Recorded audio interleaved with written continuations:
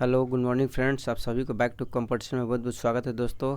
आज हम लोग हिंदी साहित्य के 75 फेमस प्रश्न के बारे में दोस्तों पढ़ेंगे। पिछले कई बार एग्जामों में जैसे टीजीटी हो, पीजीटी हो या नीट स्टेट हो या यूपी टीजीटी हो, एग्जामों में पूछे गए प्रश्न हैं दोस्तों। चलिए देखते हैं हम लोग पहला प्रश्न से। पहला प्रश्न है, अरे यायावर रहेगा याद किनके रचना है? तो अज्ञेय जी का रचना है। पैरों में पंख बांध कर के रचनाकार है राम वृक्ष बेनीपुरी। एक बूंद सहसा उछली के रचनाकार माने जाते हैं अज्ञेय जी। एक भारतीय आत्मा किसे कहा जाता है? तो माखनलाल चतुर्वेदी को कहा जाता है एक भारतीय आत्मा। ये तो बहुत बार एग्जामों में पूछे गए प्रश्न है दोस्तों। और अगला प्रश्न है, रहस्यवाद किस युग की एक विशेषता थी? तो छायावाद युग की। और नेक्स्ट प्रश्न है, आंखों देखा यूरोप के रचनाकार है भुवनेश्वर प्रसाद भुवन। चिड़ों पर चांदनी के लेखक है निर्मल वर्मा। और नेक्स्ट प्रश्न है कि किस काल को विश्वनाथ प्रसाद मिश्र ने श्रृंगार काल की संज्ञा दी थी? तो रीति काल को। माटी की मूर्तें और गेहूं एवं गुलाब के लेखक माने जाते हैं राम वृक्ष बेनीपुरी। बहुत इंपॉर्टेंट प्रश्न है। रेखाएं बोल उठी के लेखक है देवेंद्र सत्यार्थी। अमिट रेखाएं के लेखक है सत्यवती मलिक। और अगला प्रश्न देखते हैं हम लोग। अगला प्रश्न है कि रेखा चित्र के लेखक कौन है? तो बनारसी दास चतुर्वेदी हैं। कुछ शब्द कुछ रेखाएं के लेखक है विष्णु प्रभाकर। रेखाएं और चित्र के रचनाकार माने जाते उपेंद्र नाथ अस्के। और अगला प्रश्न है कि कामायनी की रचयिता कौन है? जयशंकर प्रसाद। अतीत के चलचित्र के रचनाकार है महादेवी वर्मा। स्मृति के रेखाएं के रचनाकार है महादेवी वर्मा। कृदंत प्रत्यय किन शब्दों के साथ जुड़ता है? तो क्रिया के साथ जुड़ता है। प्रकृति के सुकुमार कवि किसे कहा जाता है? सुमित्रा नंदन पंत को ही कहा जाता है। और अगला प्रश्न देखते हैं हम लोग। शिशु सो रहा है यह कैसा क्रिया है? तो यह कर्मक क्रिया है। यही रहता है कि शिशु जो है यानी पलंग पर सो रहा है तो ये हो जाता है सकर्मक क्रिया। लेकिन यहाँ क्या है, शिशु केवल सो रहा है, कहाँ सो रहा है ये पता नहीं, इसलिए इसका आंसर हो जाएगा अकर्मक क्रिया। परिंदे कहानी के कहानीकार है निर्मल वर्मा। पर्दा कहानी के कहानीकार है यशपाल।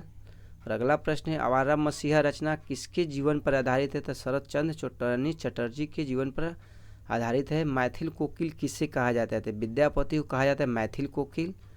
और अगला प्रश्न है, प्रगतिशील साहित्य की समस्याएं नामक ग्रंथ के लेखक है रामविलास शर्मा।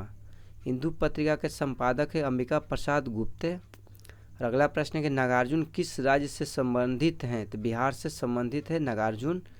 पद्म पराग पद्म सिंह शर्मा द्वारा रचित है। झूठा सच उपन्यास के उपन्यासकार माने जाते यशपाल। और अगला प्रश्न यहाँ पर देखते हैं हम लोग। हाँ दोस्तों, आप लोग से एक बात करते हैं दोस्तों, मेरे वीडियो मेरे चैनल पर यानी उपन्यास से रिलेटेड 100 इम्पोर्टेंट प्रश्न का वीडियो दोस्तों मैं बना चुका हूं। मेरे चैनल पर आप लोग पढ़ सकते हैं। एक ही वीडियो में 100 इम्पोर्टेंट उपन्यास है। चलिए दोस्तों देखते हैं अगला वीडियो हम लोग। अगला वीडियो यहाँ पर अगला प्रश्न यहाँ पर है, हरिश्चंद्र मैगजीन के संपादक कौन है? तो भरतेंदु हरिश्चंद्र जी हैं। रस गंगाधर किसका ग्रंथ है? तो पंडित राज जगन्नाथ के हैं। भारत भारती के रचयिता है मैथिली शरण गुप्त। श्रृंगार रस का स्थायी भाव है प्रेम। बीरगाथा काल किसे कहा जाता है? तो आदिकाल को कहा जाता है बीरगाथा काल। मैथिली कोकिल किसे कहा जाता है? विद्यापति को। कबीर किस काव्य धारा के कवि है? तो ज्ञान मार्गी काव्य धारा के कवि माने जाते हैं कबीरदास। किस काव्य को आचार्य विश्वनाथ प्रसाद मिश्र ने श्रृंगार काल की संज्ञा दी थी? तो रीति काल को। कवि सम्राट किसे कहा जाता है? अयोध्या सिंह उपाध्याय को कहा जाता है। रहस्यवाद किस युग की एक महत्वपूर्ण प्रवृत्ति थी? तो छायावाद युग की। दोस्तों देखिए, टाइपिंग करने में कुछ वर्ड यहाँ पर मिस्टेक हो रहा है तो इसके लिए मैं सॉरी चाहता हूँ दोस्तों। यहाँ छायावाद होगा। प्रकृति के सुकुमार कवि किसे कहा जाता है? सुमित्रा नंदन पंत को कहा जाता है। एक भारतीय आत्मा किसे कहा जाता है? माखनलाल चतुर्वेदी को कहा जाता है। राष्ट्र कवि किसे कहा जाता है? मैथिली शरण गुप्त को कहा जाता है राष्ट्र कवि। कथा सम्राट किसे कहा जाता है? मुंशी प्रेमचंद को कहा जाता है। नई कहानी आंदोलन से जुड़े रचनाकार है मोहन राकेश, राजेंद्र यादव एवं कमलेश्वर। बहुत सारे एग्जामों में पूछे जाते हैं ये वाला प्रश्न दोस्तों। कलम का जादूगर किसे कहा जाता है? राम वृक्ष बेनीपुरी को कहा जाता है। आचार्य रामचंद्र शुक्ल मूलतः हैं क्या है? आलोचक हैं। वीर पुत्र को जन्म देने वाली स्त्री के लिए एक शब्द होगा वीर प्रसु। आसमान से बातें करना मुहावरा का अर्थ होता है बहुत ऊंचा होना। और नेक्स्ट प्रश्न, पीपर पात सरिस्मरण डोला में कौन सा अलंकार है? तो उपमा अलंकार है। नई कहानी के पथ प्रदर्शक माने जाते कमलेश्वर। माटी हो गई सोना गद्य की विद्या है यानी संस्मरण। अगला प्रश्न है, कविता क्या है कि लेखक कौन है? तो रामचंद्र शुक्ल है। बहुत इंपॉर्टेंट प्रश्न है दोस्तों। प्रकृति के चतुर चितेरे कवि कहा जाते हैं सुमित्रा नंदन पंत को। ये भी बहुत इंपॉर्टेंट प्रश्न है। रीतिकाल कवियों का मुख्य विषय नायिका का रूप सौंदर्य का चित्रण। रामचरितमानस की शैली है प्रबंध शैली है। जनता और श्रम के गीत गाने वाले कवि माने जाते हैं नागार्जुन को कहा जाता है। गीलू कहानी की लेखिका है महादेवी वर्मा। नल बूंद बूंद टपक रहा है वाक्य में रेखांकित शब्द एक क्रिया विशेषण है, क्योंकि यहाँ पर देखिए जो नल क्या है बूंद बूंद टपक रहा है, इसलिए क्रिया क्या है विशेषता बताया जा रहा है इसमें, इसलिए क्रिया विशेषण इसका आंसर होगा। सुमित सो रहा है वाक्य भेद है अकर्मक क्रिया है, यही बात हो गया। सुमित सो रहा है, सुमित कहाँ सो रहा है, तो ये हो जाता है सकर्मक क्रिया। नहीं जगह का नाम दे देता, चाहे सुमित 5 घंटों से सो रहा है, ये हो जाता है सकर्मक क्रिया। यानी क्या है इसमें केवल है सुमित सो रहे थे, हो जाएगा अकर्मक क्रिया। मुझसे यह काम नहीं हो सकता वाच्य कर्मवाच्य है।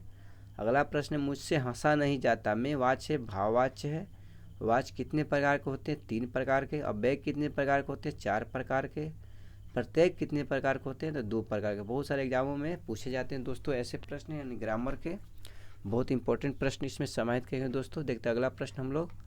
अगला प्रश्न है कि आचार्य भरत ने किस रस को नाट्य प्रयोग में स्वीकार किया है तो शांत रस में। राष्ट्रभाषा होती है राष्ट्र के लोगों की संपर्क भाषा, जिसे बुलाया न गया हो उसे कहा जाता है अनाहुत। रसोई घर में कौन सा कारक है तो संप्रदान कारक है। रसोई के लिए घर, इसलिए संप्रदान हो जाएगा।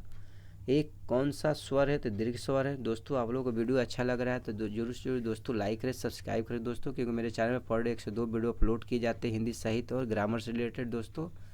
देखते हैं अगला प्रश्न हम लोग।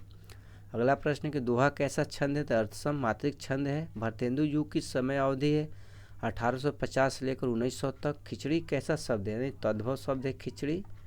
कमल किस प्रकार का शब्द है तो रूढ़ शब्द है। ललटेन कैसा शब्द है तो विदेशज है। लोटा कैसा शब्द है तो देशज है। तत्सम शब्द का स्रोत है संस्कृत। पाठशाला में कौन सा समास है तो तत्पुरुष समास है। देवासुर में कौन सा समास है तो द्वंद्व समास है। और नेक्स्ट प्रश्न देखते हैं हम लोग। दोस्तों मेरा प्रश्न यहीं पर समाप्त हुआ दोस्तों। आप लोगों को वीडियो कैसा लगा, अच्छा लगा तो जरूर दोस्तों लाइक कीजिएगा सब्सक्राइब कीजिए दोस्तों, कमेंट करना मत भूलिएगा कैसा आप लोगों को वीडियो लगा दोस्तों। थैंक यू दोस्तों, मिलता है आप लोग से अगला वीडियो में, तब तक के लिए दोस्तों बाय बाय।